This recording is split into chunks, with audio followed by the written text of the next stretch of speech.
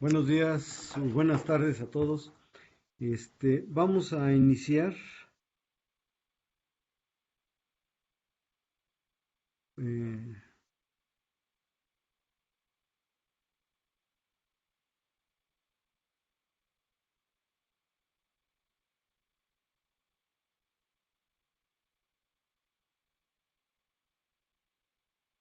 ¿se alcanza a ver la pantalla?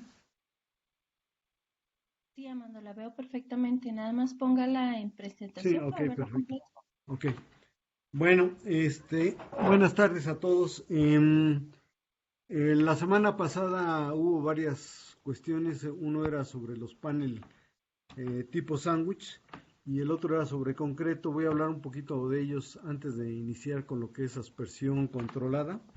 Entonces, en el caso del tipo panel sandwich, pues esto los estamos usando mucho en la industria de la construcción, pero está basado en usos que han tenido en muchas industrias como es la marina o la eólica, en donde proporcionan una alta rigidez y un bajo peso específico. El principio de los cores es equivalente al funcionamiento de lo que tendría una viga tipo I tipo I, en el cual las alas de la viga o las alas de la viga corresponderían a las pieles del panel tipo sándwich y el centro, o sea, lo que es en sí el, el centro de la viga, corresponde a lo que es el core. Entonces,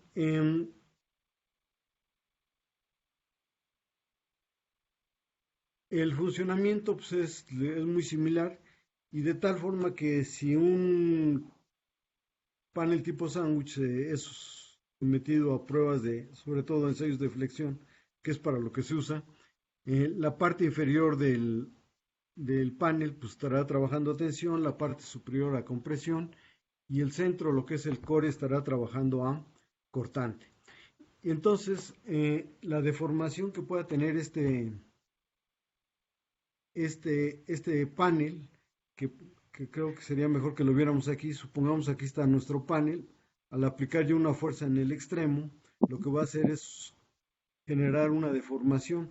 Esta deformación es una deformación combinada porque es una deformación al pandeo y una deformación cortante.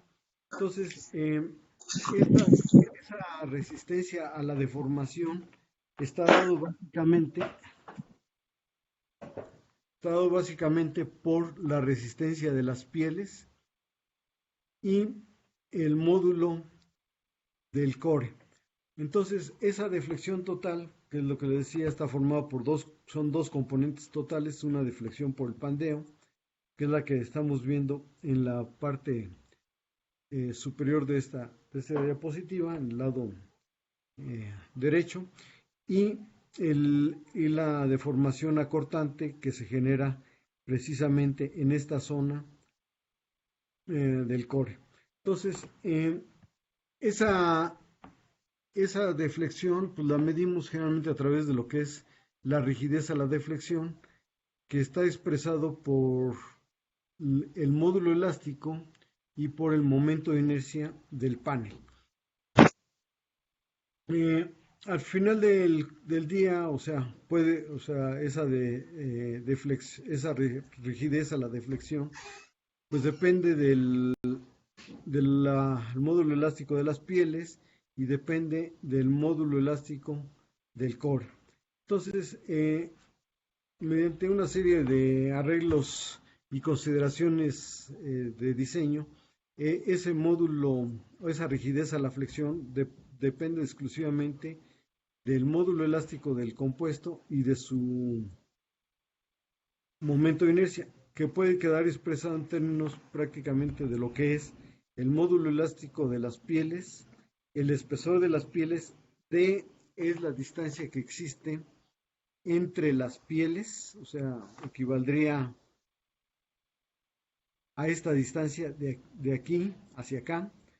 Entonces, mientras más grueso sea el core, pues mayor es la resistencia o mayor es la rigidez B es el ancho exclusivamente de la pieza y de esa manera pues es la contribución.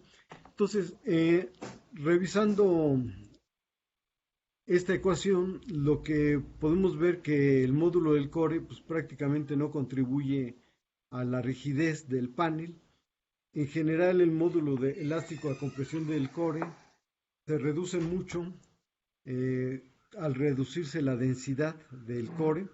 Entonces, por eso normalmente se utilizan cores con una densidad del orden de 90 en adelante kilogramos por metro cúbico. La distancia entre las pieles sí es muy importante, o sea, entre las pieles es el factor más relevante porque si lo vemos acá, en el caso anterior, este factor que es la distancia entre las pieles está elevado al cuadrado, entonces tiene una importancia bastante grande. Y el incremento del módulo elástico de la piel, pues también al incrementarse el módulo elástico de la piel, pues se incrementa la rigidez a la flexión. Entonces, esos son los parámetros que intervienen. Nosotros, por ejemplo, aquí busqué un ejercicio que hicimos hace mucho tiempo en la universidad, que fue desarrollar un panel tipo sándwich usando núcleos a base de PET, de espuma de PET espumado, que tenían densidades de 110, 120 y 150 kilogramos por metro cúbico y espesores de 13 milímetros y de 19 milímetros, es de media pulgada y 3/4. Entonces, aquí en este estudio lo que hicimos fue evaluar también cuál sería el efecto en esa rigidez, en esa resistencia a la deflexión, utilizando diferentes tipos de fibras de vidrio. ¿Por qué? Porque la fibra de vidrio me va a definir las propiedades mecánicas de la piel. Entonces usamos colchoneta,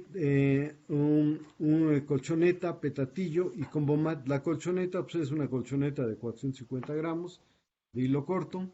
El petatillo fueron petatillos de 600 gramos metro cuadrado. Es un arreglo bidireccional de fibras largas. Y un combomat que está formado por petatillo y colchoneta. Entonces, tenemos tres tipos de pieles que se evalúan. Aquí están los pesos, el gramaje que se utilizó en las pieles. Se utilizó colchoneta más petatillo con un gramaje total de 1050, colchoneta más petatillo más colchoneta con un gramaje de 1500 gramos metro cuadrado, y el combomat, que es colchoneta más petatillo, tiene un gramaje de 1250 gramos. Cada uno de estos arreglos de fibras pues nos da un espesor medio en el laminado que va de un 1.84 milímetros hasta 2.90 en el caso de utilizar colchoneta petatillo más colchoneta.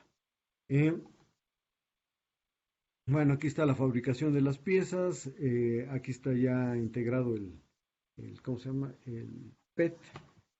Y los ensayos que se hicieron ensayos a flexión en 4 puntos para evaluar precisamente las propiedades mecánicas de rigidez a ensayos de flexión.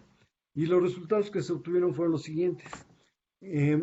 Obviamente fueron los siguientes. Número 1, recuerden que el módulo de rigidez o la facilidad con que se puede formar un laminado de este tipo, pues depende también de las propiedades mecánicas de las pieles. Entonces, lo que hicimos fue evaluar mecánicamente en una máquina Instron las propiedades de estas pieles a tensión, y determinamos los esfuerzos a tensión, la deformación máxima y el módulo elástico a tensión. Como podemos ver, el mayor módulo elástico se logra con la combinación de colchoneta, petatillo y el otro con la combinación, bueno, utilizando lo que es el combomat, que es también colchoneta, petatillo. Los módulos elásticos son prácticamente muy similares, Y en el caso de usar colchoneta, petatillo, colchoneta, el módulo elástico es ligeramente menor que este, y en donde usamos puras colchonetas, pues el módulo elástico es mucho más bajo. Pues la respuesta por qué por qué se obtienen estas propiedades, al igual que en este caso los esfuerzos de la tensión, está dado, número uno, porque en el caso de la colchoneta, pues son fibras cortas, aunque tengamos una alta cantidad de fibra, es fibra corta y entonces pues, la eficiencia de la fibra corta es mucho menor que una fibra larga.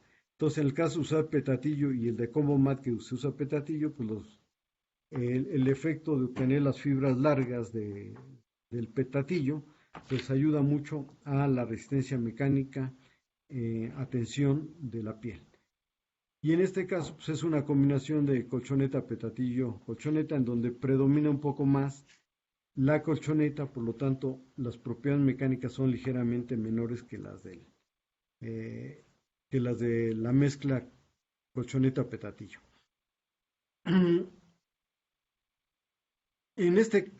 Bueno, una vez ya teniendo esas características, lo que hacemos es ver el tipo de core, recuerden que tenemos tres cores, y vamos a utilizar el core de 110, 19, significa 19, 110 es la densidad, 110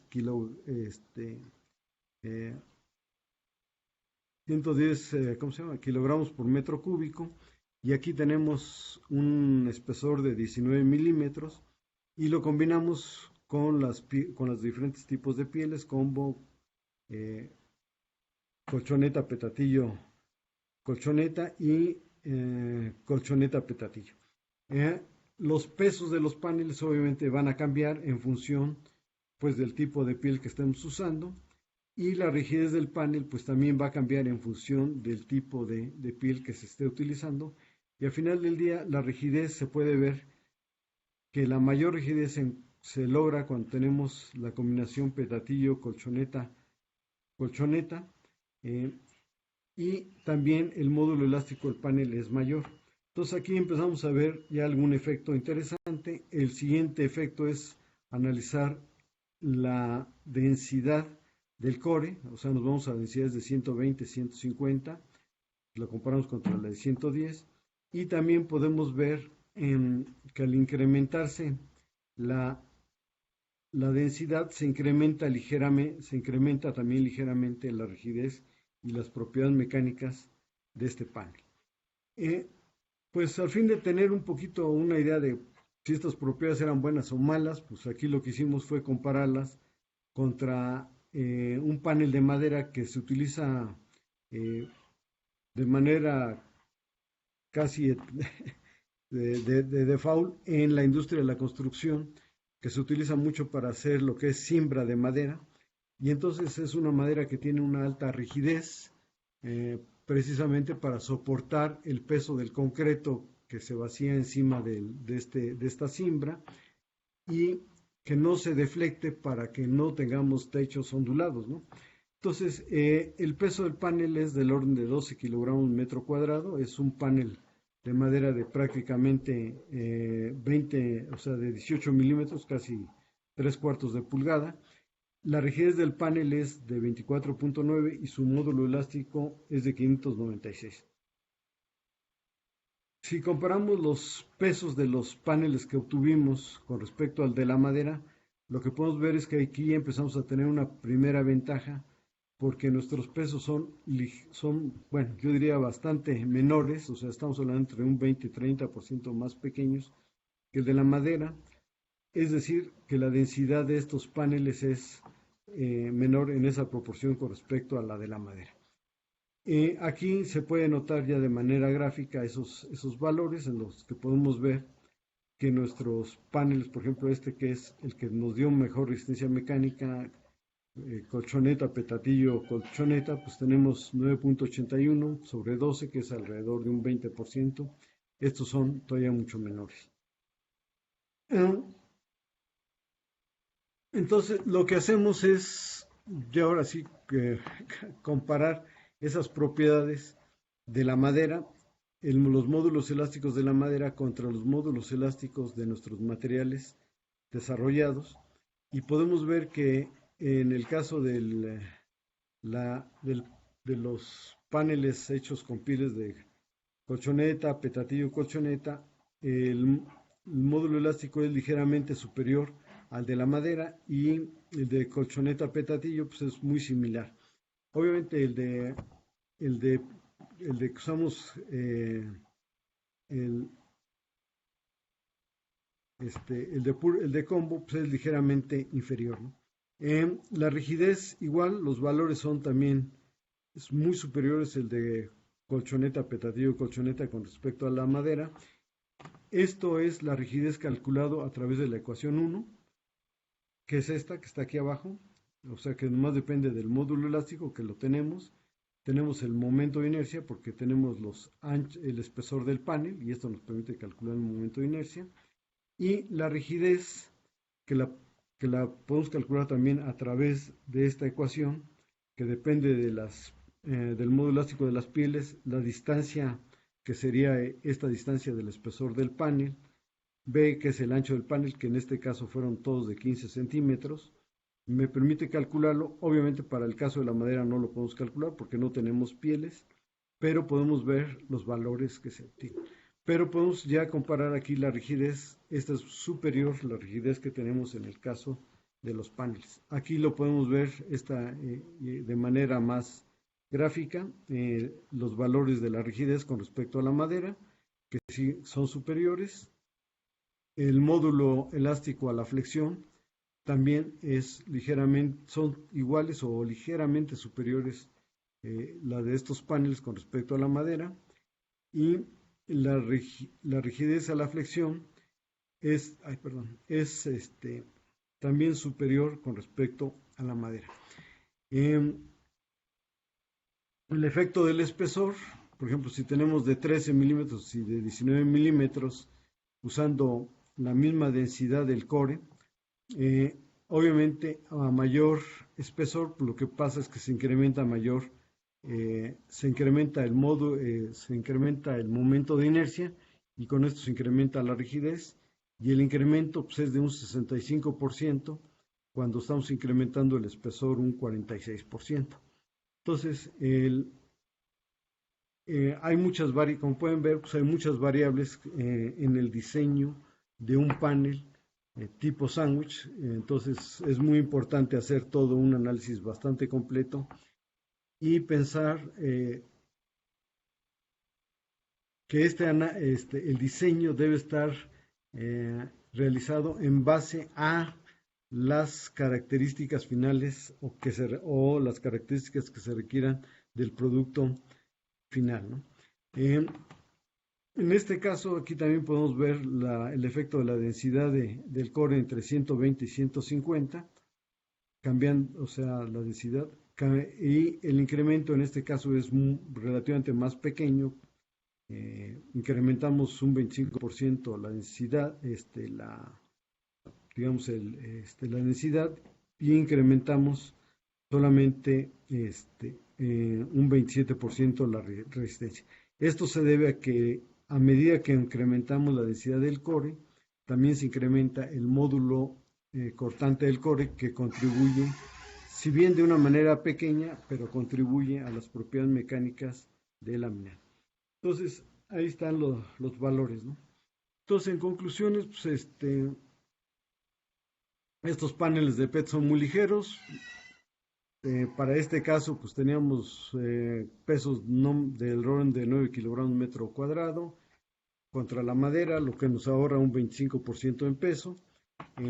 Tienen otras ventajas adicionales con respecto a la madera para el uso en el caso de cimbras, pues que no absorben humedad, tienen una mayor resistencia, aunque que eso es lo que los hace atractivos, porque su costo en realidad es más alto que el de la madera, pero la durabilidad del producto es mucho mayor que el de la madera, y eso pues ya lo hace económicamente atractivo. Entonces, estas son las conclusiones de lo que estamos hablando, y básicamente pues, es lo que ya había mencionado, o sea, el incremento del espesor permite incrementar, fíjese, de 13 milímetros a 19 milímetros nos incrementa muchísimo la rigidez, aquí se incrementa muy altamente. ¿Por qué? Pues porque depende del momento de inercia exclusivamente. Y el momento de inercia, si ustedes lo analizan, es el espesor elevado al cubo. Entonces, cualquier milímetro que le aumentemos de espesor nos incrementa sustancialmente la rigidez. Eh, bueno, ¿alguna pregunta antes de ver el otro punto? Sí, buenos días. Sí, buenos días. Bueno, ¿qué tanto influye el tipo de core? Porque hay cores Ah, sí, flexibles, claro, sí. hay core de honeycomb, hay core de PET. Ujú. Entonces, Pues aquí en este caso usamos un mismo core, que es el core de PET, ujú, el cual lo único que cambiaba era su densidad y que al cambiar su densidad también cambian sus propiedades mecánicas cortantes. Ahora, hay muchos, por ejemplo, otro core que podría ser equivalente sería el de la madera, digo, el de la madera, el de poliuretano. El de poliuretano tenemos densidades desde 80 hasta más de 300 kilogramos por metro cúbico, o sea, es una densidad muy alta. ujú, Y estos de densidades arriba de 200 kilogramos metro cúbico, pues, prácticamente se ven, parecen ya maderas, ¿no? Obviamente, mientras más denso, también es más costoso. Entonces, también hay que analizar el aspecto del costo. Los honeycombs que han resultado ser muy competitivos ahorita son los honeycombs o sea, lo que es el honeycomb en sí de polipropileno o de polietileno, ajá, son muy competitivos porque si vemos el peso que tienen es muy pequeño, porque realmente lleva muy poco material, ¿no? O sea, lleva muy poco material. Y, ajá, y aquí lo importante para darle la resistencia mecánica es la forma del honeycomb. O sea, ¿qué significa? Si por ahí tenía una fotografía de los honeycombs. eh, el honeycomb, si lo vemos, es un hexágono, o sea, la estructura es la de una colmena. Entonces tenemos un hexágono. Mientras más pequeños sean los diámetros, obviamente mayor será la resistencia mecánica, pero también es mayor el peso del honeycomb y obviamente mayor es el costo. Y entonces el fabricante busca, por ejemplo, para la industria aeronáutica se usan muchos honeycombs, que inclusive los honeycombs son de aluminio o son fenólicas. Y son honeycombs que tienen los diámetros del honeycomb, si digamos un honeycomb de lo que ustedes manejan ahí eh, de los que ustedes manejan, pues es como alrededor como de 1 centímetro el claro entre las caras del hexágono, ¿no? ujú. Más o menos.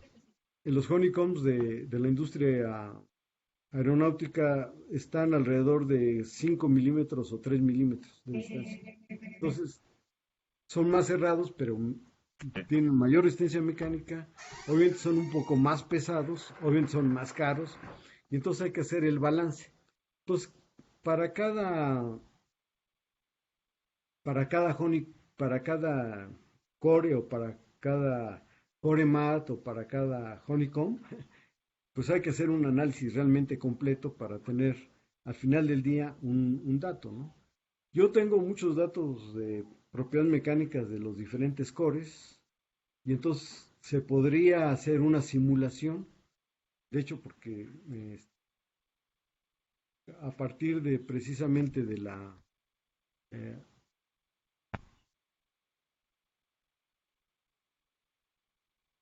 de este análisis en donde hay una deflexión, en donde tenemos el cortante y tenemos el flexionante, podemos calcular precisamente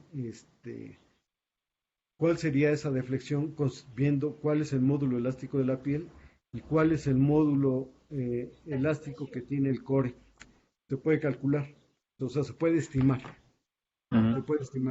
Y entonces podemos ir haciendo una tablita ahí de, digamos, de aproximación, ¿no? Es meramente, y, y lo que hay que hacer es probarlo ya en la realidad, ¿no? Claro. también, esa es la otra parte, ¿no? Ahora, las propiedades mecánicas en este caso, por ejemplo, no estudiamos aquí el efecto, qué tan buena fue la adherencia, ¿no? No analizamos ese factor de adherencia, que también es un factor importante que de una u otra forma tiene un efecto. Si, si tenemos muy buena adherencia, pues entonces funcionan las propiedades tal y cual, pero si la adherencia no es al 100%, habría que meter un factor de corrección o un factor de seguridad por posibles defectos en la adherencia. Ujú. ¿Sí? Entonces, pero sí, para cada, como regla es, mientras mayor sea la densidad del core, mayor son las propiedades mecánicas. Como regla, mientras mayor sea el espesor del core, o sea, sí, el espesor del core, mayor son las propiedades mecánicas y pesa más el espesor del core que la densidad, o sea, Ujú. en modificarlas, ¿no? Entonces, esa es como regla. Y la otra es, mientras mayor sea el módulo elástico de la piel, mayores las propiedades mecánicas del core. En la industria de la aviación, las pieles que se utilizan son metálicas. ¿Por qué? Porque tienen módulos elásticos más altos y lo único que hacen es hacer un sándwich para que la pieza no sea tan pesada. En lugar de usar un- una barra de acero de un cuarto, pues mejor le ponen una laminita de acero en los extremos y en el centro meten un core. Y entonces bajan mucho el peso y tienen la misma rigidez o mayor rigidez que la original. Pero pues también ahí hay que ver la adherencia entre la piel metálica y el core, ¿no? Que estemos usando, o el honeycomb que Ujú. se utilice. Sí, pero las reglas son muy sencillas. Mayor densidad, mayor propiedad. Mayor espesor, mayor propiedad. Mayor módulo elástico, mayor propiedad. Obviamente todo eso tiene un costo. Sí, claro. Y al final del día también tenemos que llegar al cliente con un costo atractivo, ¿no? Porque sí, pues, o sea, se pueden desarrollar productos así de muy alta resistencia, pero ¿quién los paga, no? Por ejemplo, el concreto translúcido, pues es un concreto que tiene una resistencia de 600 700 kilogramos por metro, 600 700 kilogramos por centímetro cuadrado, ¿no? Pero ¿quién te los va a pagar? Pues solamente Slim, ¿no? De ahí fuera nadie lo paga. Entonces, ese es el meollo del asunto, ¿no? Y entonces, hablando un poquito de eso, de los concretos que me hacías la pregunta la semana pasada, este, Eh, les voy a presentar rápidamente cómo se desarrollan los concretos, cuáles son los parámetros para el desarrollo de concretos, que sería el siguiente tema, ¿no? Entonces, aquí está. ¿Alguna otra pregunta antes de iniciar con lo de concreto? ¿Ninguna? Bueno, ok, entonces, el concreto polimérico, pues de hecho también es una nueva opción para la industria de la construcción. Eh, en muchos de los casos puede sustituir perfectamente o sustituye al concreto normal. Ese lo puede sustituir perfectamente, sobre todo muchas construcciones que estén en contacto con medios químicos agresivos. Es, es muy bueno, es donde lo puedo sustituir. ¿Qué es el concreto polimérico? Bueno, pues todos más o menos lo conocen. Es una mezcla de resinas poliméricas con cargas minerales y que puede llevar o no puede llevar fibra de vidrio.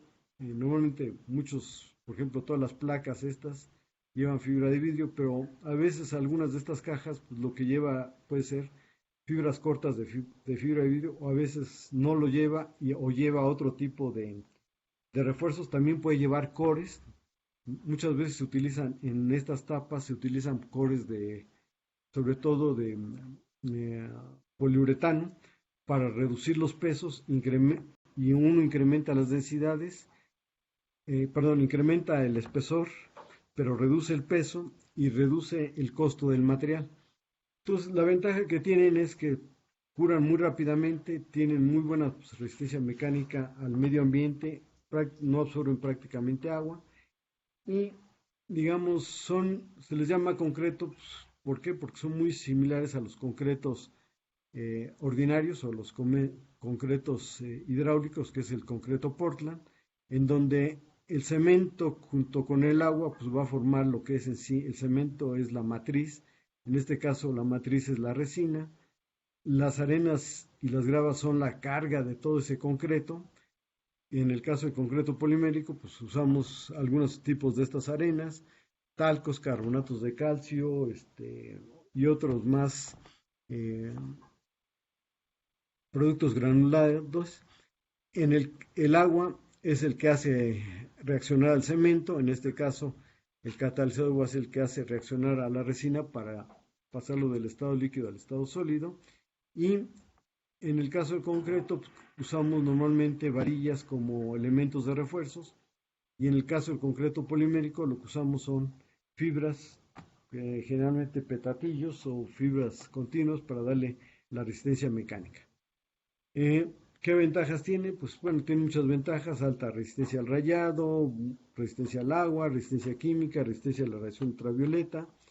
Y si lo comparamos con el concreto normal, o sea, el concreto de cemento, contra el concreto polimérico, nosotros en el caso del concreto polimérico podemos tener pesos volumétricos, o sea, densidades que vienen de 1500 kilogramos a 2400 kilogramos metro cúbico, y en un concreto pues generalmente andamos de 2200 a 2400. La resistencia a la compresión, aquí empieza a ver las ventajas. Normalmente un concreto típico para una casa, para la construcción de una casa, un edificio, es del orden de 250 a 300 kilogramos por centímetro cuadrado, mientras que los concretos poliméricos, digamos, de menor desempeño, andan del orden de 500, es decir, el doble prácticamente del concreto normal. Aquí la resistencia a la tensión es mucho mayor en el caso del concreto polimérico que la del concreto normal, o sea, se incrementa básicamente 10 veces, son valores bien altos. Los módulos elásticos a compresión son muy similares, no hay una gran variación. La resistencia al cortante también es una gran ventaja que tiene el concreto polimérico sobre el concreto normal.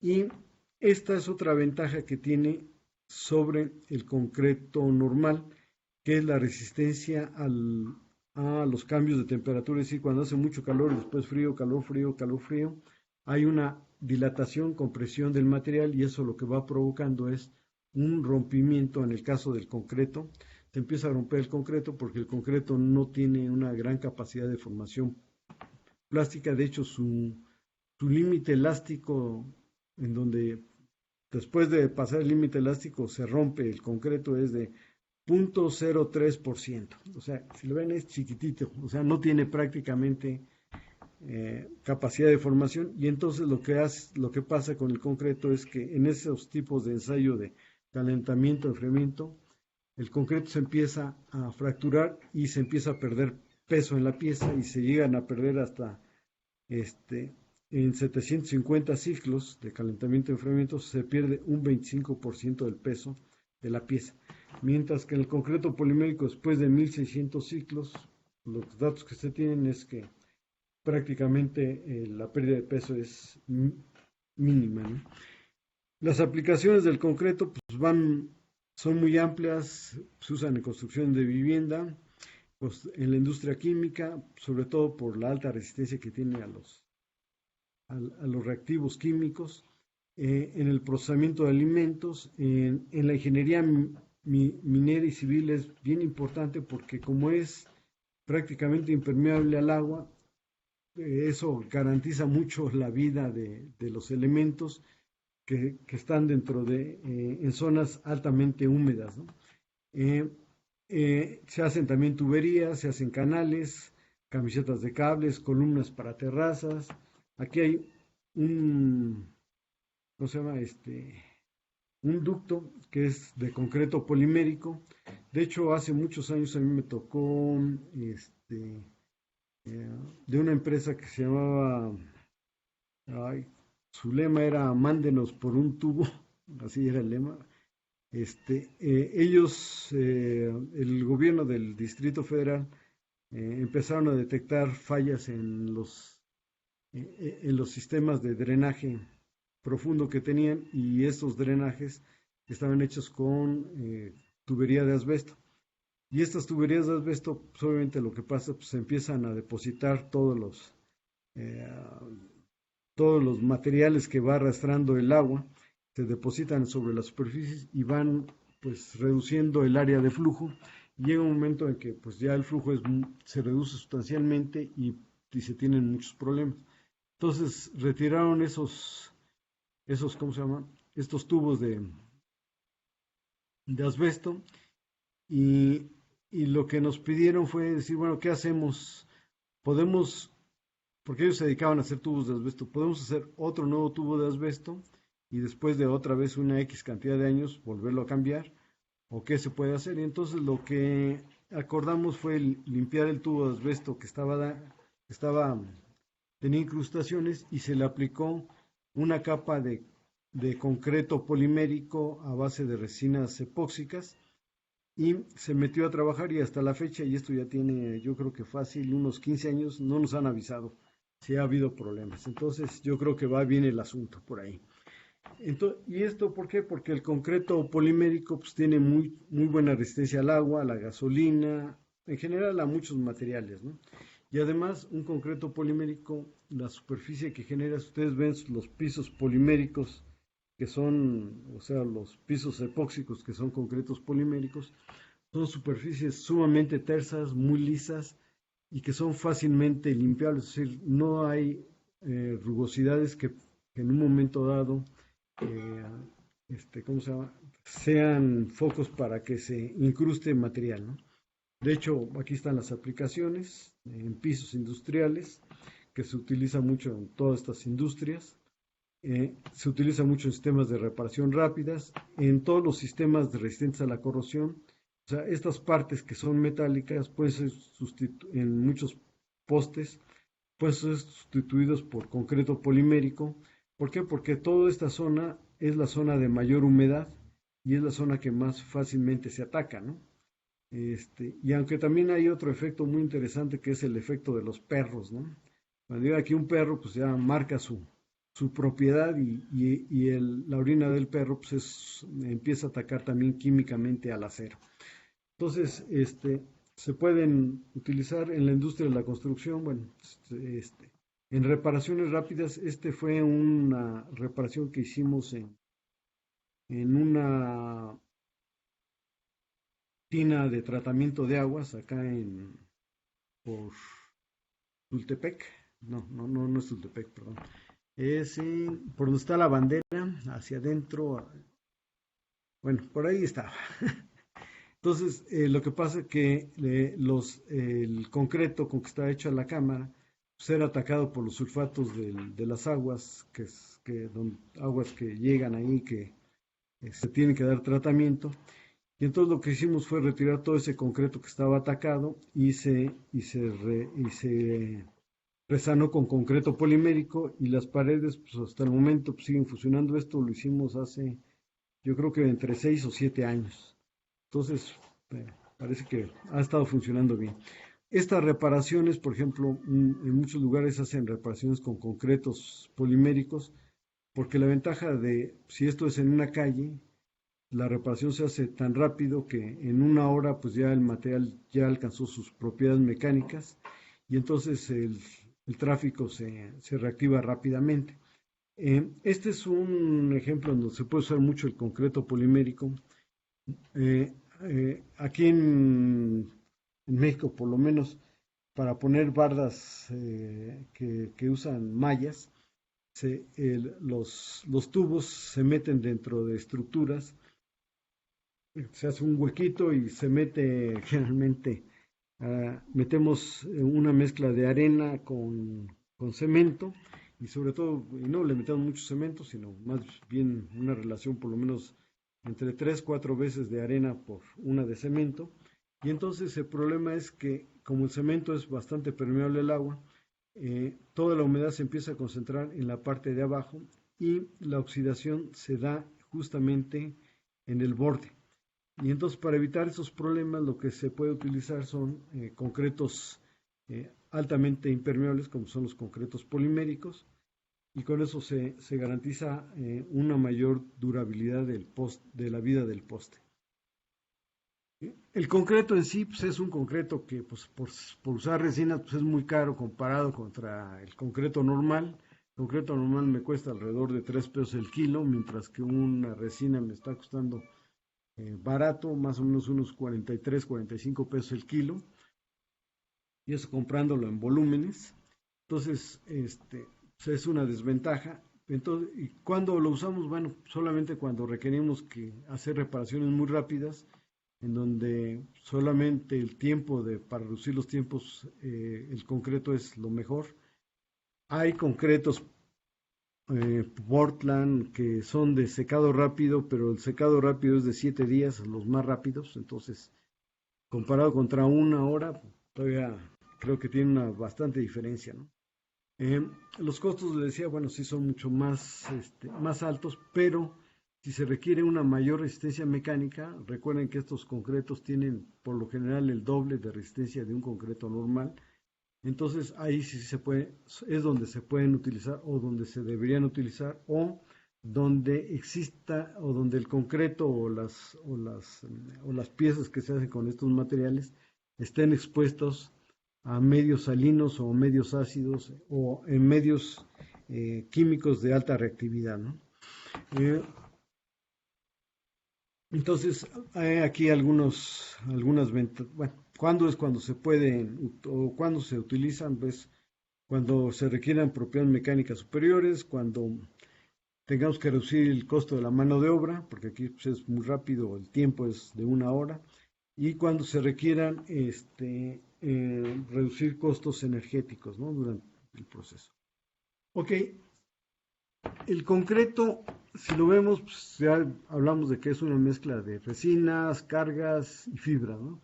Entonces, pues depende precisamente las propiedades del concreto, al igual que de todos los materiales habidos y por haber, depende de cuáles son sus componentes, qué tipos de componentes y en qué proporciones entran, ¿no? Y la forma en que se incorporan muchas veces. Entonces, en el caso de las resinas que nosotros podemos utilizar, tenemos las resinas poliéster, que son las más económicas, las resinas epóxicas que ya tienen un alto desempeño, las resinas acrílicas que se utilizan mucho, sobre todo para hacer muebles de cocina, porque les da una mayor resistencia mecánica al impacto, una buena resistencia química. Y finalmente hay también resinas que serían de tipo furánico, son menos usuales, ¿no? Entonces, dentro de las resinas poliéster, pues tenemos las isoftálicas, ortoftálicas, DCPD y las epóxicas, sería la otra familia. Las poliéster se utilizan pues bastante, sobre todo en todo lo que son tapas para registros tanto de la luz o de teléfonos de México. Se utiliza mucho, ¿por qué? Pues porque tienen buena resistencia química y pues, son las más económicas, ¿no? Y se utilizan. Las epóxicas, perdón, ya se me salté aquí varias, perdón. Obviamente cada sistema de resinas pues tiene un sistema de catalizador. En este caso, para los poliéster, pues los usuales es el metiletilcetona o los peróxidos benzoilo. En el caso de las polimetilmetaquilato, son las que les digo se utilizan mucho para hacer muebles de cocina, sobre todo, por su baja absorción de agua, su muy buena resistencia química y resistencia a la intemperie. Aunque también pues, se puede utilizar para otras aplicaciones como son escaleras, fachadas, sanitarias, ¿no? Las epóxicas, pues estas han tenido mucho mercado, sobre todo lo que son pisos, por su alta resistencia mecánica, prácticamente no tienen encogimiento y entonces generan una superficie sumamente lisa, es muy, muy interesante, se utiliza mucho para sustitución como morteros especiales, o sea, para pisos industriales, para carreteras, aeropuertos, o también lo usaron mucho en estructuras que han sido dañadas, como ese fue el caso de la estas tinas de agua para tratamiento de aguas. El otro componente, y que es el que, que interviene en mayor volumen o en mayor cantidad en masa, es la carga. El tipo de carga es fundamental, o sea, ¿qué tipo de carga vamos a utilizar? Pues es fundamental. El otro punto importantísimo que es el tamaño y la distribución de la partícula, y esto lo que nos da es el grado de compactación. Gravas, o sea, tenemos gravas, tenemos carbonatos de calcio, talcos, granitos, cuarzos, todas ellas se utilizan mucho en los concretos poliméricos. ¿Por qué? Porque son materiales que generalmente no absorben humedad y por lo tanto no absorben tampoco resina.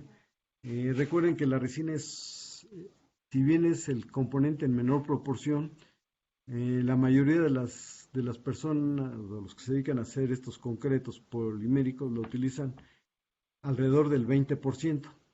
La idea es utilizarlo a porcentajes menores para reducir costos, pero muchos se encuentran con que no pueden humectar, pero la humectación está definida por la selección de los materiales. Si tenemos materiales que absorben humedad, también van a absorber resina. Si absorben resina, pues esa resina ya no se utiliza para aglomerar a las partículas, entonces es una resina desperdiciada, ¿no? Y entonces tenemos un mayor consumo de resina y pues no es la carga no es la más adecuada. ¿Cómo las tenemos que seleccionar estas cargas? Bueno, pues lo que generalmente buscamos es que tengan el menor costo posible, que haya una buena disponibilidad, es decir, que no encontremos la oferta del día de hoy, pero mañana ya no exista, que las cargas sean fácilmente mojadas por las resinas. Este es un factor importante porque esto me va a generar, mientras más fácil se mojen, una mayor adhesión. Este es un punto importante. Buscamos también que nuestras cargas tengan la menor abrasividad, es decir, esto es para proteger o para darle mayor tiempo de vida a nuestros equipos. El otro factor que ya lo habíamos mencionado es que nuestras cargas tengan la menor absorción de aceite, es decir, que están relacionadas con la absorción también de humedad, o sea, que tengan prácticamente cero de absorción de aceite y cero de absorción de humedad. De hecho, existe una norma para medir la absorción de aceite en cargas. Y también lo que buscamos es que tengan muy buena resistencia química y tengan una alta estabilidad térmica. En las cargas, aparte de seleccionarlas, que es el tipo de carga, tenemos que seleccionar el tamaño de la partícula de la carga que vamos a usar o si usamos diferentes tamaños de partícula, cuál sería la relación de tamaños de partícula, que esto nos define el factor de empaquetamiento. Y lo vemos pensemos en partículas todas del mismo tamaño, no importa si son grandes o chiquitas, pero todas del mismo tamaño, por mejor que las compactemos, van a quedarnos siempre estos huecos aquí en estos extremos, en estos puntos. Entonces, estos huecos, si nos lo calculamos así teóricamente, es alrededor de un 40%. Esto implicaría que si usáramos un solo tamaño de partícula en un concreto polimérico, necesitaríamos poner un 40% al menos de resina para llenar estos huecos, más la resina que se requiriese para hacer el pegado entre partícula y partícula. Entonces, estaríamos consumiendo una cantidad de resina impresionante. Entonces, este es un concepto que se utiliza también mucho en la ingeniería civil cuando uno diseña también los concretos ordinarios, los concretos Portland. ¿Qué es lo que hacemos? Pues para reducir estos huecos lo que hago es meter partículas de menor tamaño y entonces se va reduciendo los espacios vacíos. Y entonces al reducir esos espacios vacíos, esto es un estudio que se hizo, un estudio teórico y después se hizo un estudio práctico, y se usaron diferentes tamaños de partícula, un tamaño de partícula grande de 0.124 pulgadas y se usaron se mezclaron con partículas de malla 20 hasta malla 100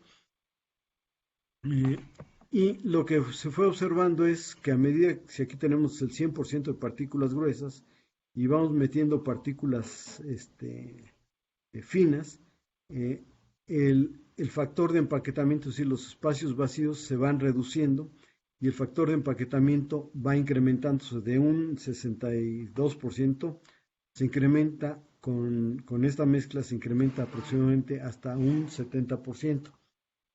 Con un tamaño de partícula más fino, también se nota este cambio y se va incrementando. De tal forma que podemos llegar hasta metiendo un tamaño de partícula bastante pequeño con respecto a, o sea, al menos 9 veces más pequeño que el tamaño de partícula gruesa, podemos llegar a factores de empaquetamiento del orden del 85%, es decir, solamente tendremos ya un 15% de espacios vacíos. Y esto pues nos reduce sustancialmente el consumo de resina. Si lo vemos aquí, la relación más o menos entre partículas gruesas y partículas finas es 70-30, es decir, 70% de partículas gruesas y 30% de partículas finas. Entonces, pero si se nos ocurre hacer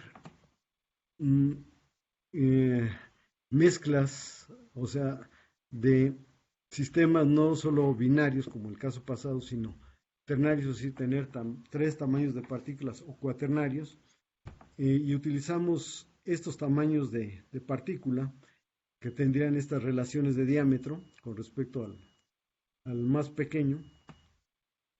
En el caso de usar un solo tamaño de partícula, pues los espacios vacíos, la densidad sería como del 40%, es decir, que los espacios llenos, o sea, el factor de empaquetamiento sería un 60%, y experimentalmente veíamos que es un 58%.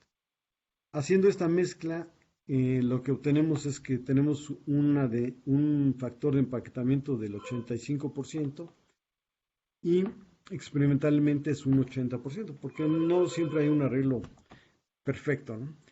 Y haciendo mezclas ternarias, podemos llegar hasta factores teóricos del 94% y tener un 89%. Y así sucesivamente. En una cuaternaria pues tendríamos un 95% de empaquetamiento, pero tener un empaquetamiento tan grande haría que todo eso no se pueda mover fácilmente, ¿no? Entonces también hay que buscar que tengamos una facilidad de movimiento con utilizar la menor cantidad de resina. Entonces aquí hay muchos factores que no solamente es seleccionar una mezcla adecuada. Por ejemplo, aquí estamos usando 12 partes y el resto de las dos, o sea, con 12 partes sobre 100 estamos, y el resto es prácticamente puras cargas. Obviamente hay un poco de pigmento, y aquí con esta formulación, una de las formulaciones que hemos desarrollado, podemos usar solamente un 12% de resina. Entonces es un ahorro bastante impresionante y tener todavía esa movilidad. Entonces, bueno, y al final del día, pues, la parte también que es muy importante, pues van a decir, bueno, pues sí, mecánicamente es muy bueno, químicamente es muy bueno, pero en costos sí es mucho más caro. Y esto es un estudio más o menos comparativo entre el concreto polimérico y el concreto Portland, en que si vamos a hacer una pieza, el tiempo necesitamos hacer una serie de actividades que nos va a implicar mano de obra y tiempo, y esto es la preparación del molde, hacer el mezclado, prácticamente son los mismos tiempos, el desmoldeo. En el caso del concreto polimérico es mucho más rápido que en el concreto Portland. La razón es que es más difícil remover a veces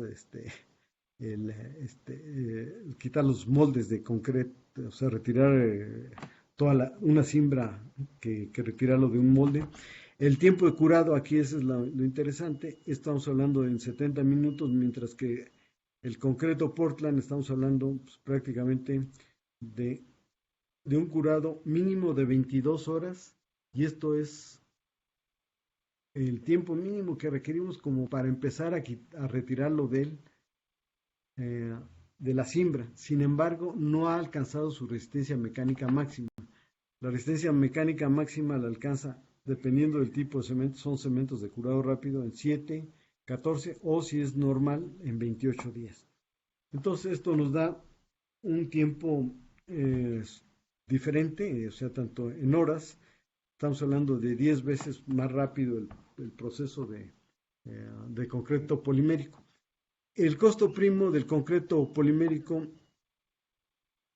es a veces, este es un costo que está calculado en base también a la resistencia mecánica. Recuerden que el concreto Portland tiene una resistencia de 250, si este tiene de 500. Aquí me permite utilizar espesores, en lugar de usar espesores de 10 centímetros, uso espesores de 5 centímetros y por lo tanto el costo primo no se incrementa tanto, pero aún así es el doble del concreto Portland. El costo de mi proceso pues, es mucho más económico el concreto polimérico, los gastos indirectos, al ser menores los gastos del proceso, los indirectos son mucho menores y la mano de obra pues, obviamente se reduce sustancialmente. Entonces, el costo del concreto polimérico pues, se va alrededor de 307 contra 173 pesos. Perdón.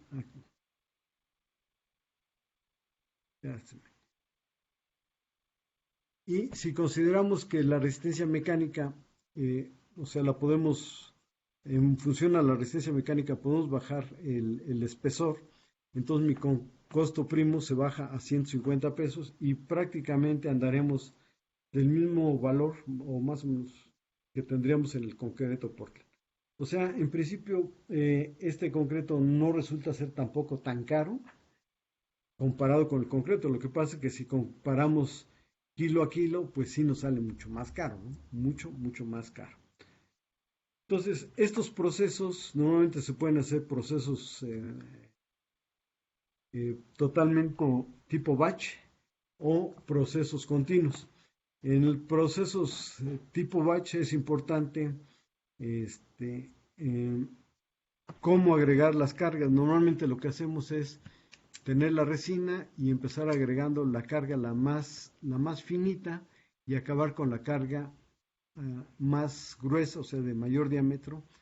¿Por qué? Porque la más fina es la que requiere mayor resina para cubrir la superficie en relación de su peso, ¿no?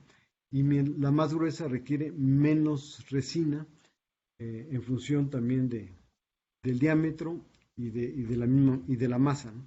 Entonces hay que hacerlo continuos y hay equipos que son continuos que ya existen en el mercado, en los cuales pues, en cada una de estas tolvas se van alimentando los materiales del concreto polimérico.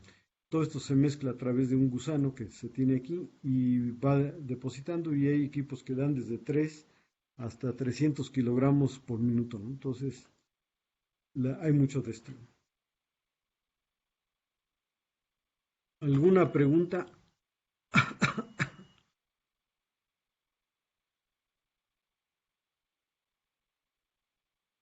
¿Sí?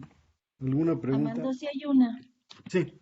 Dice, para obtener mejores propiedades mecánicas, ¿se recomienda usar diferentes tamaños de carga o en el uso de refuerzos de fibra y vidrio? Bueno, depende de qué resistencia mecánica estemos hablando. Si es resistencia a la compresión, es utilizar diferentes tamaños de partícula. Si vamos a trabajar resistencia a la flexión, ahí sí necesitamos utilizar fibra. Si va a ser una resistencia a la flexión, ahí sí hay que meter fibra. Gracias, Puede Amanda. ser fibra corta dependiendo del producto a que se va que se tiene o una fibra continua que puede ser, por ejemplo, un petatillo, ¿no? O fibra en una sola dirección, ya depende de la aplicación en particular, pero sí, nomás hay que definir si es propiedad mecánica compresión, pues solamente con la selección correcta de cargas es suficiente, porque la resistencia a la compresión de la fibra de vidrio no ayuda, o sea, no tiene coopera de igual forma que una carga, ¿no? Y es más cara una fibra de vidrio que una carga. Pero si es una resistencia a la flexión que buscamos de mi concreto, entonces sí hay que utilizar fibras. ¿Alguna otra pregunta? Gracias, Amando. ¿No? ¿Alguna otra pregunta? No. Sí hay otra, Amando. Dice, si el costo es el doble, quiero entender que la mayor ventaja es la durabilidad. Sí, de hecho, el costo de materiales prácticamente sí es el doble. eh, sí, pues es bastante, sí, es más, a veces un poco más del doble que en el caso de un concreto normal. Pero la ventaja que se tiene es que la rapidez con que se fabrica una pieza es 10 veces más rápida que la que se fabrica una de concreto. Es decir, porque el concreto no lo podemos desmoldar más que hasta el día siguiente. Y una vez que lo desmoldamos, no lo podemos usar. Tenemos que esperarnos todavía 7 días para usarlo. O sea, para que pueda empezar a trabajar. En cambio, una pieza de concreto polimérico a la hora lo podemos desmoldar y prácticamente en la siguiente hora este, ya lo estamos, ya lo podemos utilizar, ¿no? O sea, no hay, ya alcanzó más del 80% de sus propiedades, mientras que en el caso del concreto normal, las propiedades mecánicas se alcanzan o sea, el 90% de las propiedades mecánicas se alcanzan después de los 7 o de los 14 o de los 28 días, dependiendo del tipo de concreto que se utilice. Si es un concreto normal, el costo es como de 3 pesos el kilo, pero si es un concreto de secado rápido, el costo del kilo es como de 5 o 6 pesos. Entonces también ahí hay que analizarlo. Sí, cada caso hay que analizarlo, pero sí en términos generales el costo de un concreto polimérico kilo a kilo es mucho mayor que un concreto normal en cuanto a materiales. Gracias, Amando. Sí. Bueno, ahora sí veamos un poquito rápidamente lo que es la laminación por aspersión controlada. Eh, la semana pasada hablamos de la laminación manual, donde se aplica manualmente la fibra y hay que tener pues, ciertos controles. Aquí en el caso, cuando usamos equipo para aplicar de manera conjunta el, la fibra de vidrio y la resina, pues es el proceso de aspersión. Y estos procesos de aspersión pues tienen ciertas ventajas. Hay diferentes tipos de equipos de aspersión. Obviamente tenemos hay parámetros que hay que controlar, tenemos que igual hay que calibrar el equipo, como es el caso del Yelcot. Y aquí también existen las técnicas de espreado, el entrenamiento del operador y obviamente hay un punto que aparece que es el empleo de cejas, que son cejas que se colocan en los moldes para ayudar al operador a reducir el desperdicio de material, sobre todo cuando se acerca a la orilla del molde. Entonces, los métodos de trabajo que se buscan en procesos de aspersión es buscar reducir el desperdicio, obviamente incrementar la eficiencia de la transferencia, es decir, cuánta fibra y cuánta resina salen de mi pistola y cuánta fibra y resina quedan dentro del molde. Esto hace que se reduzcan los costos de operación. Sí, y también reducir las emisiones, porque mientras mayor presión utilicemos, mayor es la nube de resina que se genera, o sea, la nube de aspersión es mucho mayor y entonces se generan más emisiones, se reduce la eficiencia de transferencia y se incrementan los costos de operación. Y obviamente al reducir las emisiones favorecemos el medio ambiente, ¿no? Entonces, normalmente en una aspersión controlada, las reducciones de emisiones se pueden reducir de un 42 hasta la mitad, prácticamente un 21%, si se siguen los siguientes, o sea, si aplicamos las siguientes recomendaciones, ¿no? El proceso de aspersión se aplica no solamente en el caso de la fibra, sino también en Yelcot.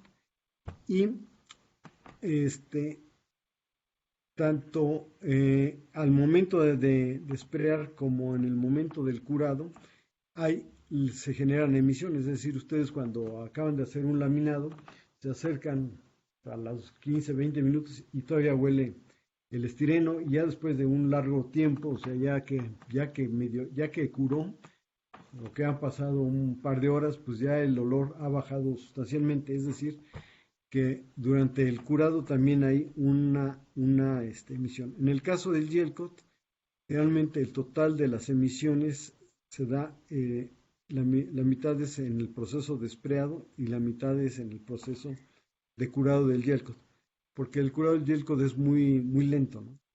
Y en el caso del proceso de aspersión, de que aplicamos la fibra y la resina al mismo tiempo, normalmente tenemos que un 55% de las emisiones se da durante el proceso de sprayado, un 20% un 25% es durante el tiempo en que la gente está rolando, y el restante cantidad de emisiones, o sea, el 20% es durante el curado del laminado.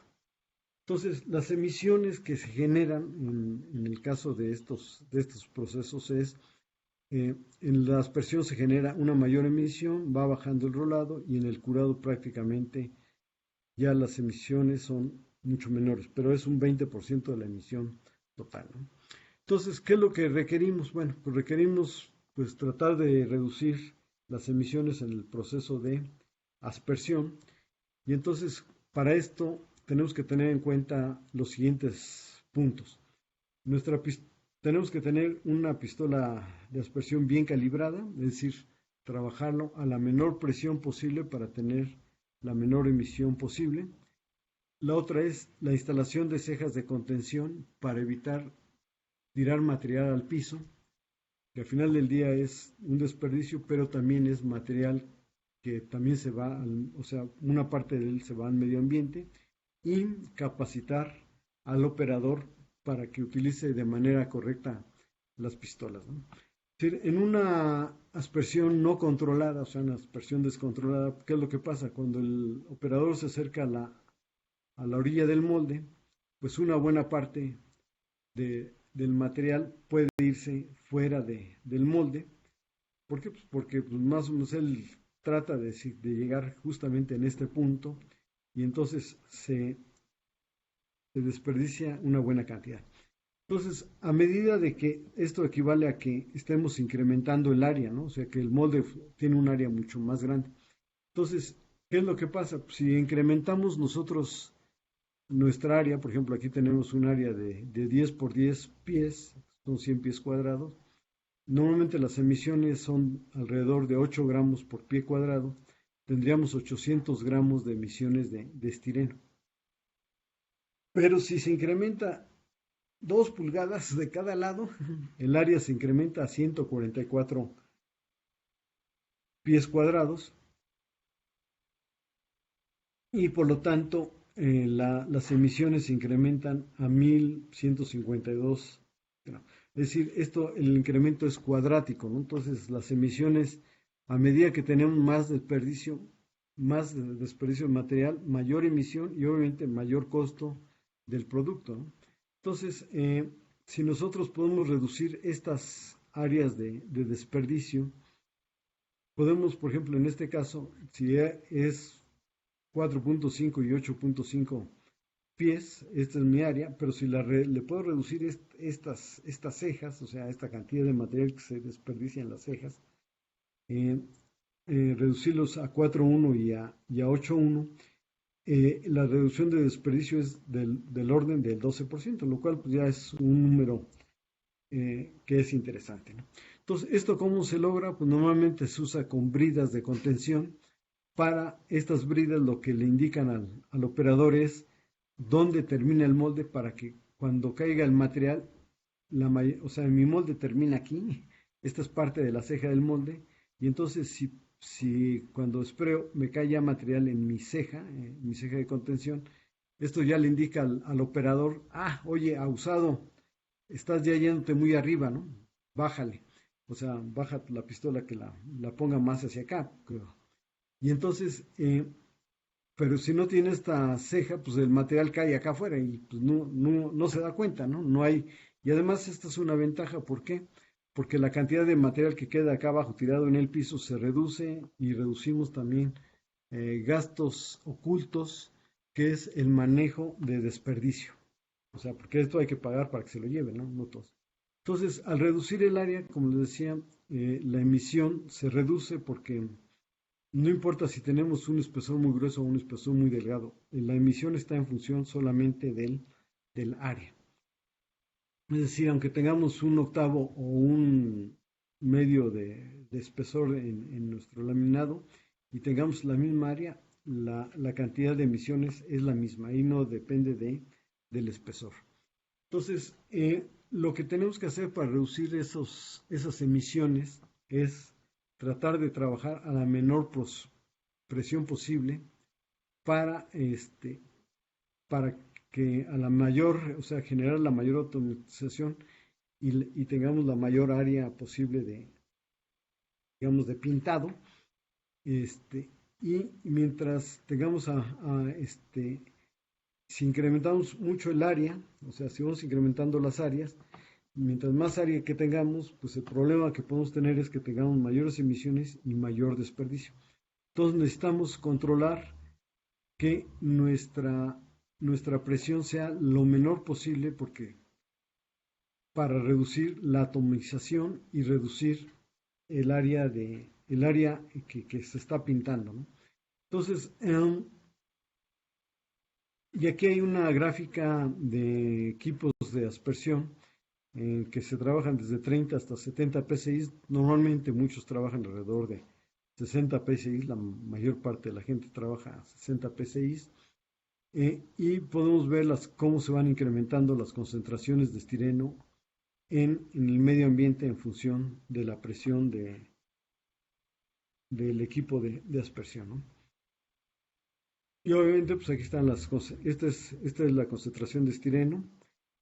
Y aquí está, en el caso del Yelcot, también es el mismo estudio. Y también se puede ver cómo se incrementan ya a 70, una presión de 70 PSI, pues, la concentración es sumamente elevada, ¿no?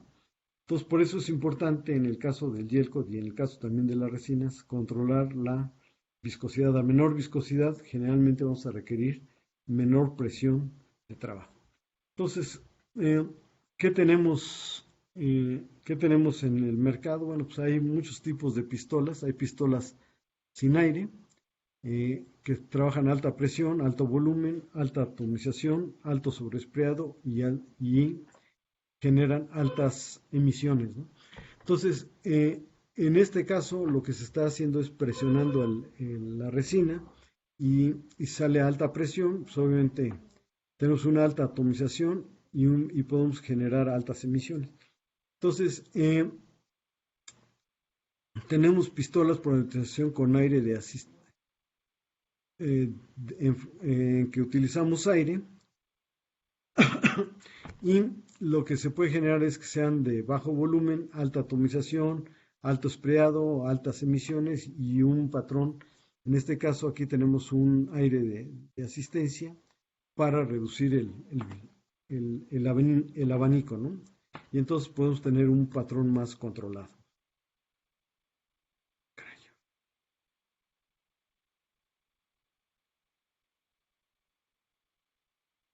Okay.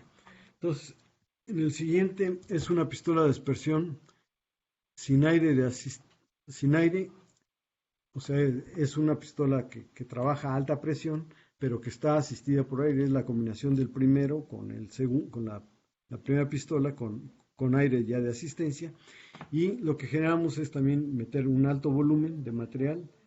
Aquí la atomización puede bajar.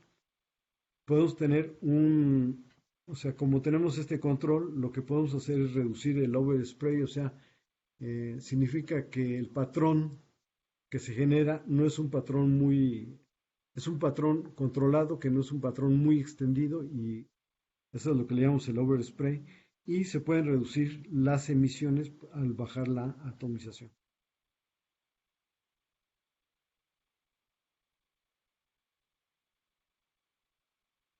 Tenemos la pistola de aspersión sin aire y de baja presión, o sea, son los de low pressure, que generan alto volumen, trabajan a baja presión. También, obviamente, al trabajar a baja presión, el patrón no se abre tanto y entonces no tenemos un overspray alto. Y al trabajar a baja presión, generamos bajas emisiones.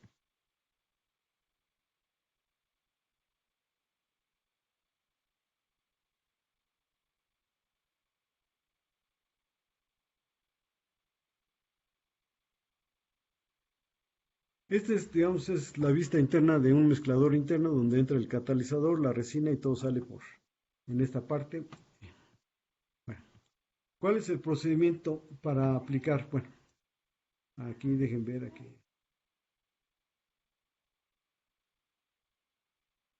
Aquí hay unas diferencias importantes en el uso de las pistolas.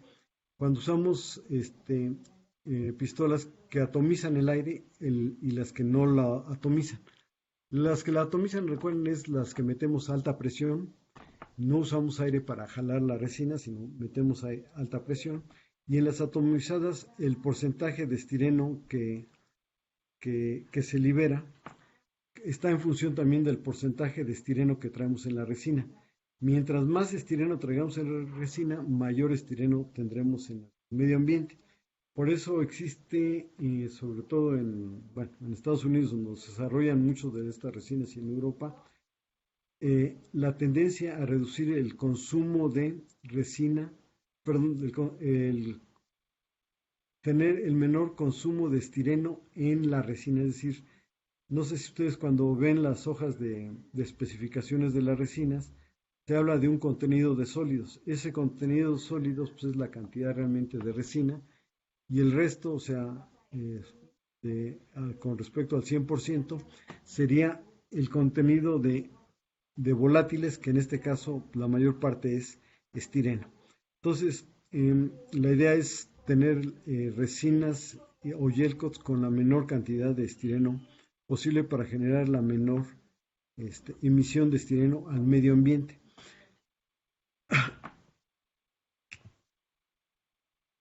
Ok. Aquí vamos a hablar un poquito ya del proceso de dispersión y cómo funciona, ¿no? ¿Cuáles son los equipos? El equipo de aspersión que normalmente se utiliza en esta industria es un equipo de aspersión de alta presión, en el cual se me inyecta aire. Este aire se inyecta en un émbolo. Este émbolo a su vez transfiere ese esfuerzo a un segundo émbolo, y ese émbolo es el que aplica una presión a la resina. Esta presión que se inyecta en la parte superior es una presión relativamente, de aire de 60, pero aquí esta presión se incrementa sustancialmente dependiendo de la relación de los diámetros que se tenga entre este pistón y este otro pistón que tenemos aquí, que es el pistón que mueve o que jala la resina y que le inyecta hacia que le inyecta hacia la pistola, ¿no? Entonces el flujo de la resina, o sea, este pistoncito que está aquí, es el que jala y empuja la resina y ya la saca la resina presurizada. Eso depende de las relaciones la presión que tengamos en la resina que está saliendo, depende de la presión de entrada y de la relación de diámetros. Normalmente la relación es del orden, generalmente muchas de ellas son de 15:1, hay otras son menores. Por ahí Rafael nos puede ayudar si es que hay algunas otras. Yo me acuerdo que hay relaciones de 13:1 y de 15:1, no sé si haya otra más. ¿No está Rafael? No. Bueno, entonces esto significa que si aquí metemos una presión de aire de un PSI, pues aquí la resina ya nos sale con 15 PSI de presión. Y entonces, pues, si esto lo imaginamos, si esto metemos 60, aquí va a ser 60 por 15, ¿no? 6 por 5, 30, 6 por 1, 6. O sea, estamos hablando de 900 PSI, o sea, ya es una presión sumamente elevada. Entonces, aquí lo que tenemos que ajustar es trabajar a la menor presión posible de la pistola para tener la menor atomización posible y la menor emisión y buscar tener el menor desperdicio de material. Entonces, lo que hacemos es, igual que en el caso del Yelcot, calibrar los equipos. Hay que verificar las temperaturas de la resina o del Yelcot, verificar qué boquilla vamos a utilizar, que la boquilla está en buenas condiciones, que nuestras trampas que alimentan el aire de compresión pues estén limpias de agua, que no existan fugas en el equipo. Y al igual que en el caso anterior, hay que disminuir la presión a empezar con presiones bajas. Perdón, aquí está, ya se ve. Empezar a presiones bajas, ajustar la presión de atomización a 40 psi y colocar la pistola sobre el piso, o bueno, sobre un cartón, entre una distancia de 12 a 18 pulgadas, es decir, de 30 a unos 40 centímetros aproximadamente, y empezar a ajustar entonces la presión del aire entre 30 y 50 psi. Lo vamos a ir aumentando gradualmente y ir viendo cuál es el flujo. Reducimos bueno, aquí está entonces vamos a ir registrando cuál es el patrón de aspersión que se genera bajo las condiciones que tenemos de presión para esta boquilla con las condiciones de temperatura de la resina. Vamos aumentando gradualmente la presión, o sea, de 10 a 20, 30, 40, 50, y pues, prácticamente podemos llegar, digamos que alrededor de 50 psi se desarrolla el patrón de aspersión, y ya con la ayuda del aire de asistencia pues se ajusta ese patrón. Si aumentamos la presión, lo que pasa es que se genera un patrón mucho más alargado, y entonces este patrón más alargado pues es lo que le llamamos un patrón sobredesarrollado, que si lo vemos aquí en estas zonas vamos a tener mucho menor material que en el resto del área, ¿no? Entonces, esto es importante pues, para cuando se hace la aplicación. Entonces, tenemos que hacer esto, lo importante es que se registre todo esto, y esto está en función, acuérdense, también de la temperatura que traigamos de la resina o del Yelcot. Si cambia la temperatura, vamos a tener que cambiar generalmente esas condiciones de operación. Por eso es importante tratar de mantener siempre la misma temperatura de la resina. Entonces, aquí esta es una hojita en donde uno puede ir haciendo estos registros y marcar cuáles serían las condiciones, cuál es el ajuste final de las presiones, la fecha, el equipo que se está utilizando, qué resina estamos utilizando. Aquí hay que poner qué temperatura es la que se está utilizando, la boquilla, qué boquilla es la que se está utilizando, y aquí sí me faltó poner en esta hojita la temperatura. Aquí ustedes pueden agregársela, por favor. Igual que en el caso del Yelcot, pues también lo importante es cómo exprea la gente, y aquí, igual que en el Yelcot, lo que se recomienda es que se trate de exprear en un ángulo de 90 grados con respecto a la superficie que se está aplicando la fibra y resina. ¿Por qué? Porque esto reduce el efecto de cáscara de naranja, se reducen los escurrimientos, se reduce el overspray. O sea, si tenemos este ángulo, ¿qué es lo que sucede? De este lado hay un mayor mojado, mayor cantidad de fibra resina que en este otro extremo, ¿no? Entonces, ese es el problema de cuando la pistola no se coloca cerca o se aplica en un ángulo muy pequeño con respecto a los 90 grados, ¿no? Entonces, lo importante es generalmente hacer un primer disparo, igual que como lo hacen todos los que se dedican a pintar, un primer disparo fuera del molde y después empezar a aplicarlo. La idea es, una vez que se aprieta el gatillo, mantener el gatillo apretado durante toda la aplicación, hasta que se termina de aplicar y entonces liberar el gatillo. En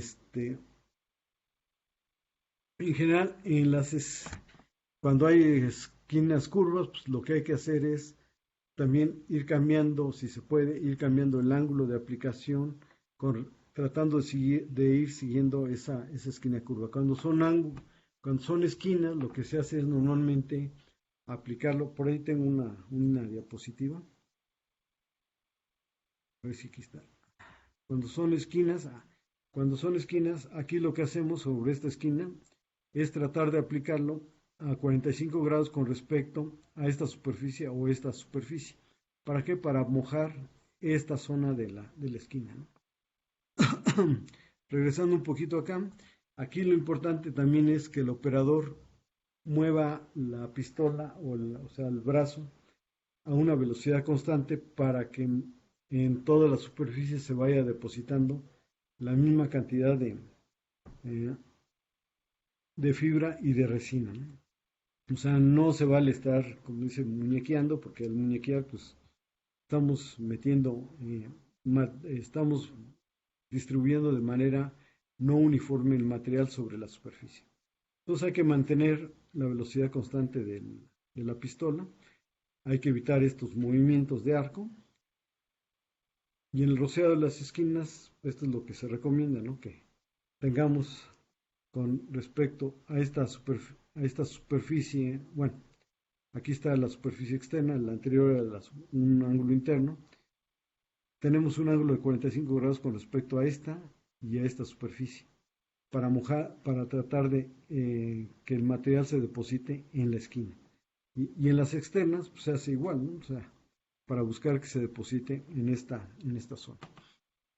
Entonces, aquí es importante pues, que el operador esté cómodo en sus movimientos para que no lo obliguemos a hacer movimientos de arqueo con la pistola. Debe de determinar también, obviamente, a qué distancia debe disparar con respecto al molde. Amando, tenemos una Sí, pregunta. sí. Dice, ¿esto se puede usar con pistola de vaso? ¿De qué? Con ¿Pistola pistola de vaso. de vaso? Sí, nomás que en este caso, en la pistola de vaso no se mete fibra. En la pistola de vaso se puede utilizar, o sea, hay que usar la misma técnica que estas pistolas, nomás que en la pistola de vaso lo único que aplicamos ya sea es pura resina o puro gel coat. No se aplica fibra, ¿no? Esa es la diferencia con una pistola de vaso.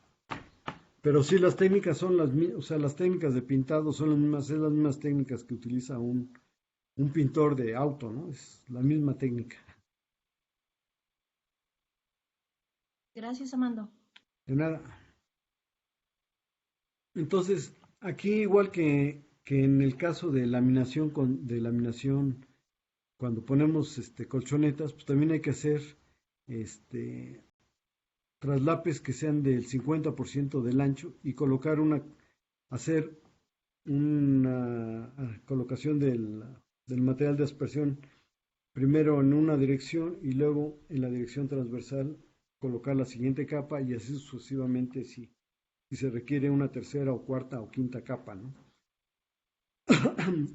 Una vez que se ha hecho estas bandas, o sea, ya se aplicaron las capas, hay que rolar perfectamente para sacar el aire, o sea, hay que compactar el material, sacar el aire para evitar burbujas en el laminado y verificar el espesor que se esté logrando en la pieza. Entonces, porque también es importante aquí controlar que la pieza tenga un espesor uniforme para que sea un curado uniforme, se eviten problemas de distorsiones en el curado y también por otro lado pues, para controlar el consumo de material que debe llevar la pieza, o sea que no pongamos de más material o que pongamos de menos material.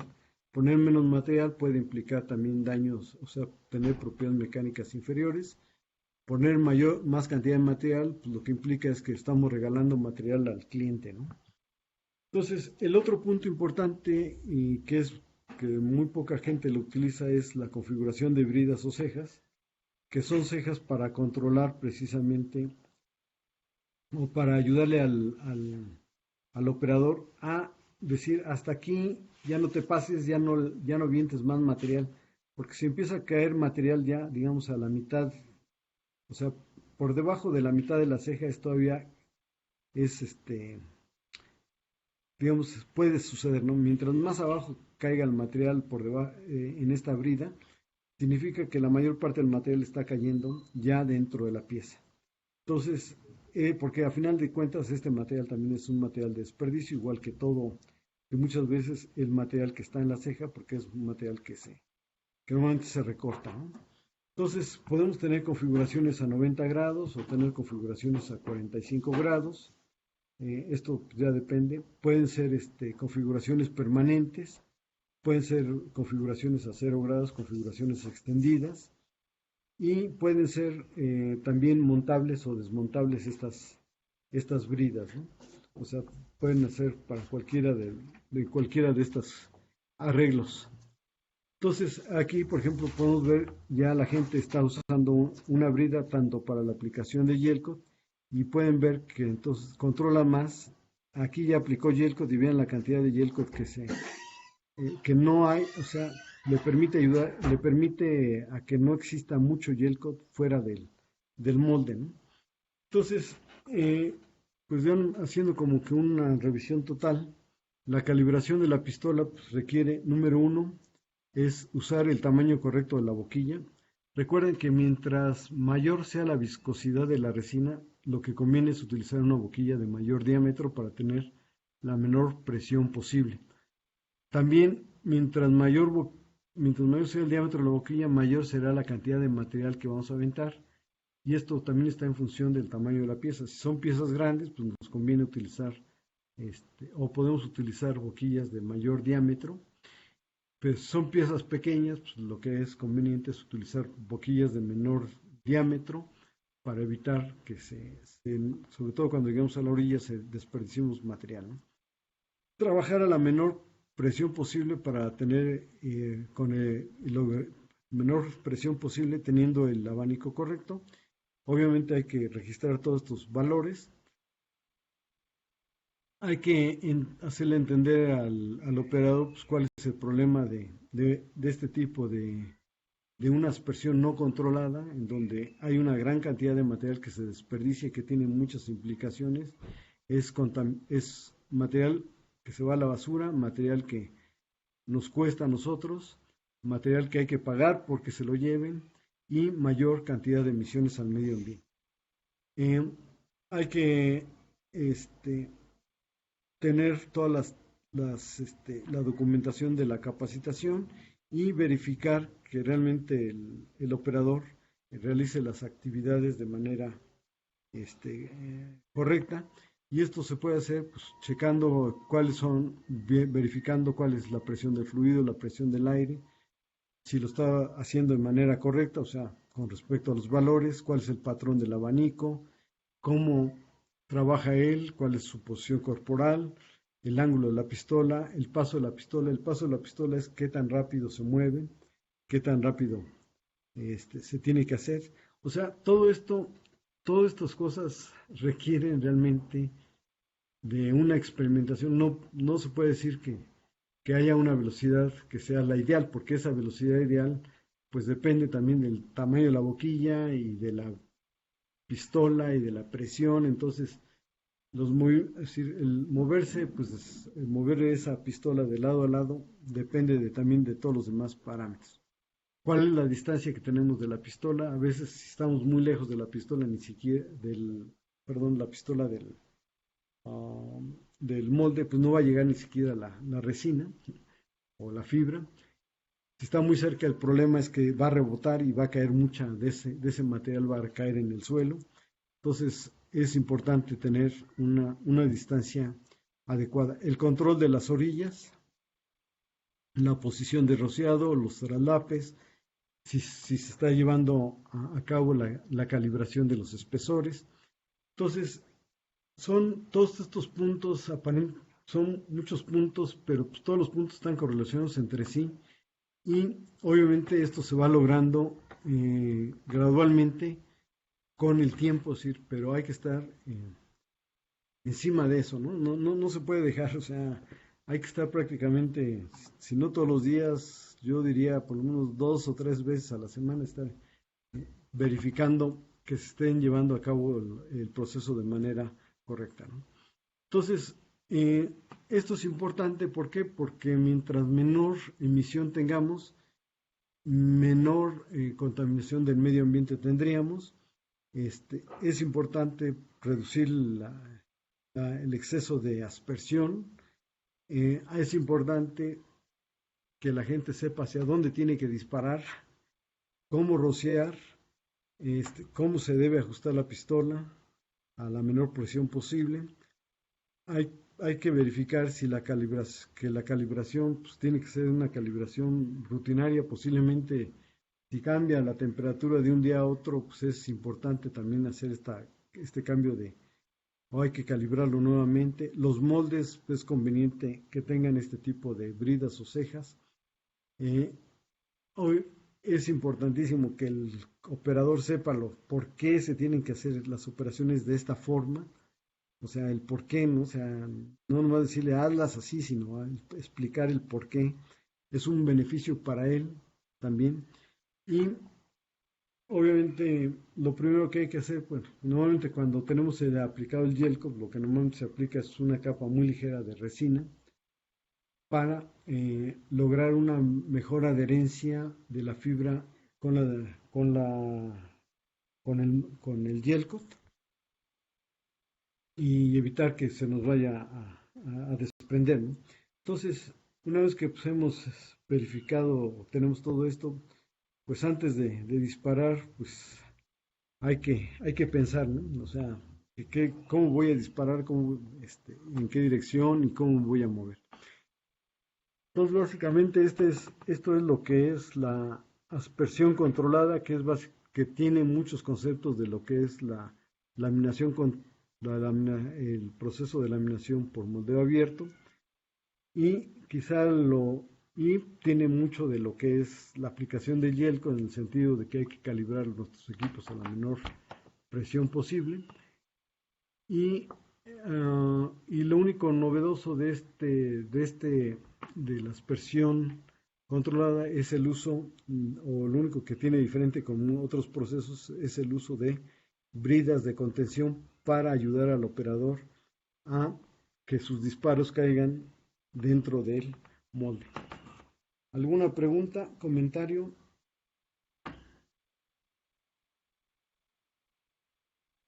Sí, Amanda, hay una pregunta. Sí.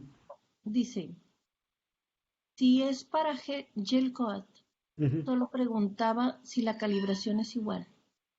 Sí, la calibración es idéntica, porque de hecho lo que calibramos, o sea, cuando se hace la calibración no se dispara la fibra, se dispara solamente la resina.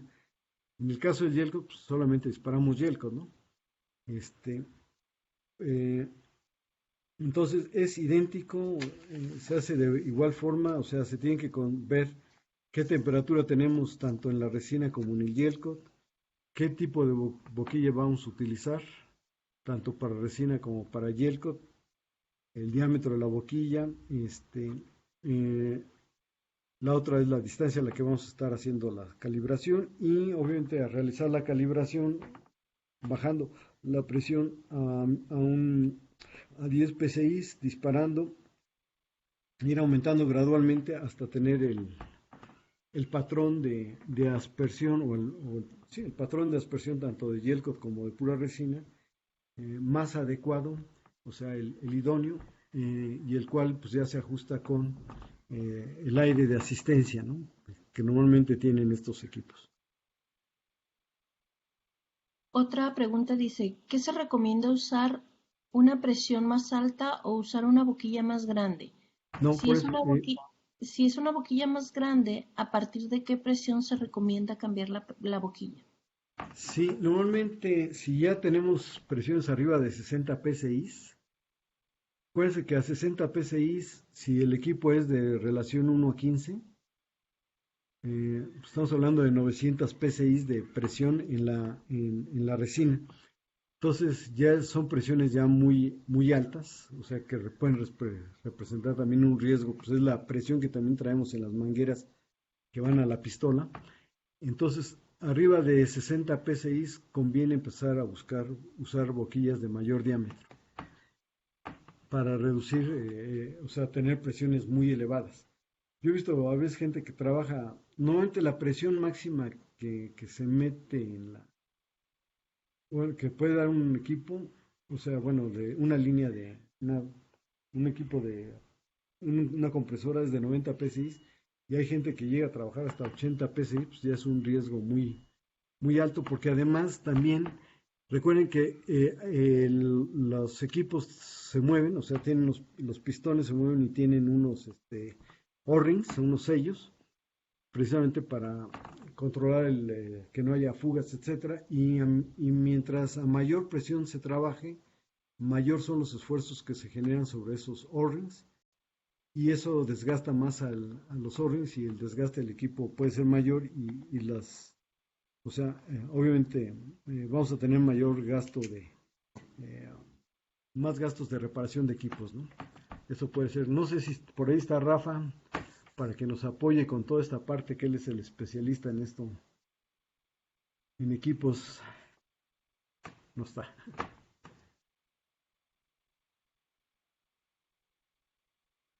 Gracias, ¿Alguna, Amanda.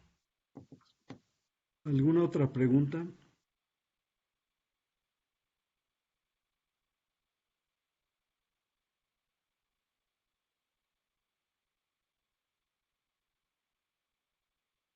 No estaba Rafael. ¿Alguna otra pregunta?